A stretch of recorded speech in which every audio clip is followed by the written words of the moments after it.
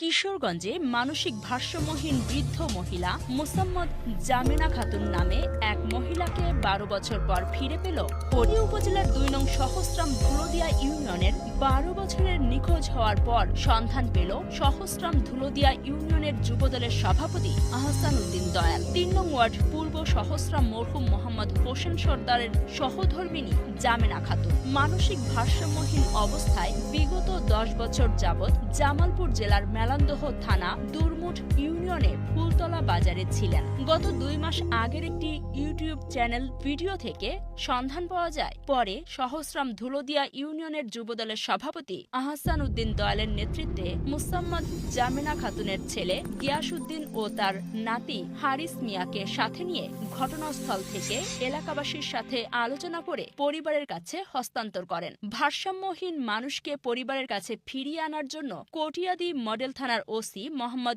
মাহবুবুর রহমান বক্তব্য দেন। সহস্রাম ধুলোদিয়া ইউনিয়নের যুবদলের সভাপতি আহসান উদ্দিন দয়ালের নেতৃত্বে মোসাম্মদ জামিনা খাতুনকে পরিবারের সদস্যদের কাছে ফিরিয়ে দেওয়ার জন্য ধন্যবাদ জানান তিনি। আরো বলেন, দেশে এরকম মানবিক কাজ সবার করা উচিত। সেটা সুখকর বিষয়। যে কোনো একটা বিষয় যদি সমাধান হয়, যদি আমরা সফলতা পাই, এটা তো অলরেডি সবাইকে ভালো লাগারই কথা। সেই হিসেবে আমারও ভালো লাগছে যে দীর্ঘ ১২ বছর পর একজন বৃদ্ধ মহিলা যে তার স্বজনদের নিকট ফিরে এসছে, এটা আমরা খুবই খুশি, তারাও খুশি।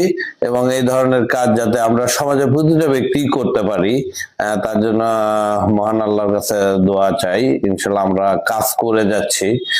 যে কোনো বিষয়ে যাতে আমাদের জনগণ, কটিয়াদি থানার যে কোনো লোক যদি আমাদের কাছে আসে, আমরা সর্বোচ্চটা দিয়ে তাদেরকে সহায়তা করব।